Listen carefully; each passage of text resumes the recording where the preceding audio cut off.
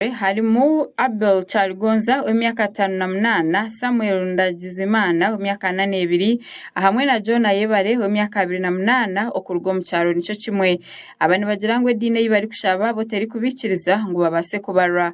Aba bakwasireho kuruga mu makagabo bwanyuma ya RDC owachikube Amlan Tumusime okugira ngo abantu aba bakwatwe kandi batwarwe aha polisi ya Kaboya.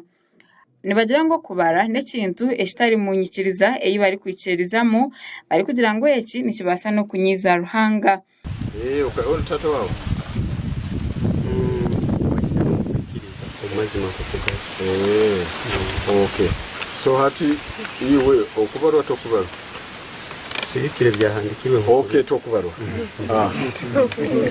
Oyireho okushoborora ahabikwatina no kuhandika abantu na no mugasho gwacho aba nibagira ngo bo tibari kwenda kubarwa. Ekisiza yiwe kino bakikoze kitahuwe ekiniga kyarwanga kyatandika bitu abandi haba makagabo babasize kwiruka bwanyuma yo kureba abebyo kwerinda baheza kwiko mu mwanya. Ndi kihabuzi bo mucyamu kachabuzi akure byo komesa yote nake bikyo garuka mu kikinde ndeka kuzise obuyire okubarwa tokubarwa kusigikira ruhanga nkokwata kigonde zikara tokubarwa na nyonkoro kitakwiko maiso ga ruhanga.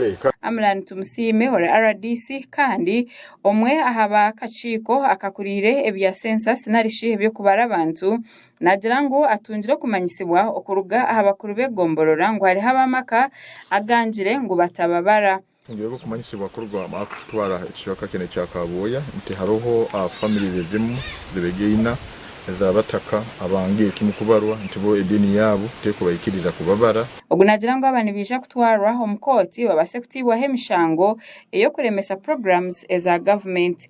So government etirima mani gayingi muno, government ne bigendere birungi muno byo kure exercise kintu cyari batakurungi atoto kusanga abantu nkabano abali staboni yite tutukitwala laitire basobole birungi byo kubara bangamba titukwakaniza government baito ekizibu kirikyo kubihiza ruhanga.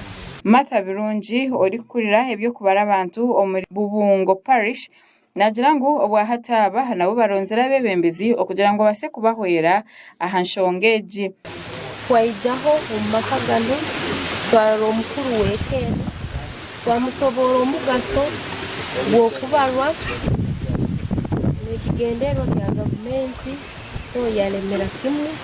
Nelson Mwanje ori kurira egomborere ya Kaboya nagira ngo bwahati bakiza abantu batano abari kwanga ngo batababara. Leshatu za kisonsomya zozangire kimu ibyo nasobarizwa yo kubagamba rubagiye gamba wewe kintu kino kikayire naradi samanyire baitu mpaka bayanga.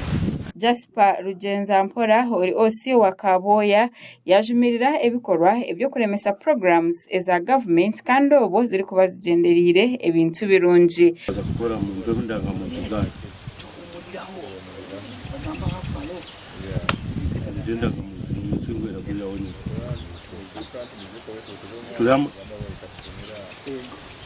amakura gagasha kwa gada saba abas omugandi agutwinire ngo muri